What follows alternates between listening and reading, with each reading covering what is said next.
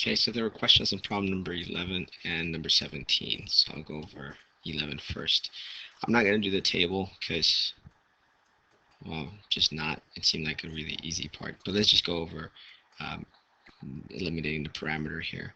I'm going to set t, solve for t here, the x value. And t is going to be x plus 1. I'm now going to take this value and plug it in for t here.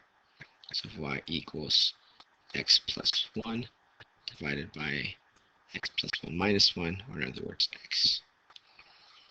Now you've seen this before. If you want to make your life easier in graphing this, you can do long division, which actually doesn't end up being that long. Just 1. Remainder 1, or in other words, this will be 1 plus 1 over x. And that looks like a 1 over x graph shifted up 1. And as you plug in your values, you'll notice that the graph looks something like this. Very rough sketch. But the arrows are going to be going this way. So actually, let me delete this. The graph is going this way. There you go. That's 11. All right, 17. The elimination part's actually really easy.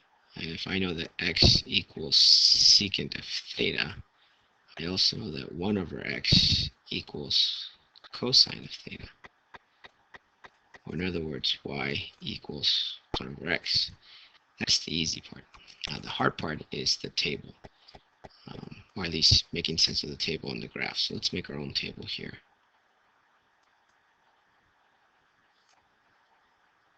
Put some values. T, or in other words, theta, x, and y. If theta is 0, my x value will be 1, my y value is 1. Theta is pi over 6.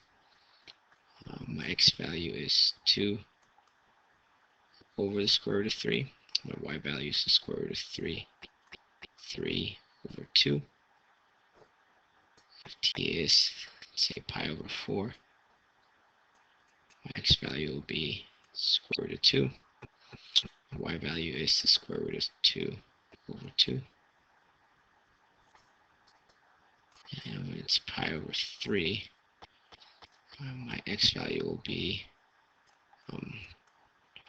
2. My y value will be 1 half.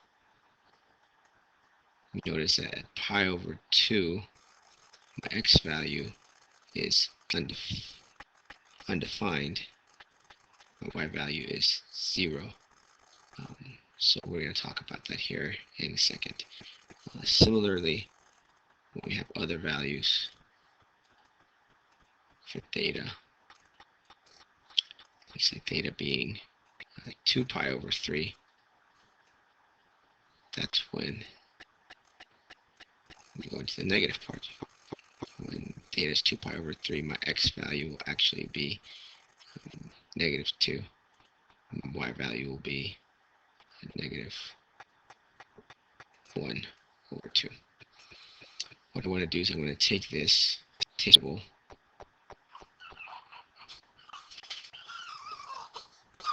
See, you made my kid cry. Sorry, I had to take a little break there. Oh, Isaac was sad at the questions you guys were asking.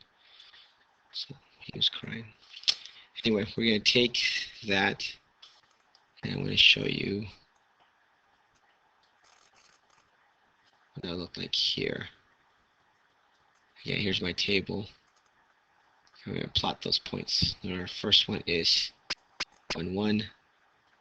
Next one's 2 square root of 3, square root of 3, 2. Next one is square root of 2, and square root of 2 over 2. You can kind of see where these points are going. They're going this way, right? I know that as I get closer to pi over 2, y value gets closer and closer and closer to 0. That's why it goes down.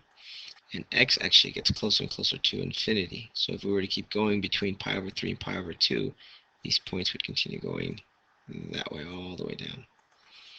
once we get to the other side, so on the other side of pi over 2, notice my values are negative.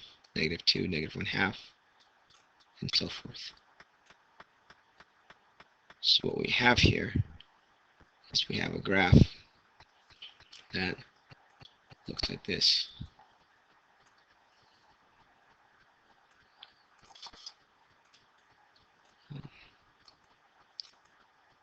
We have a graph that started here at 0, 0.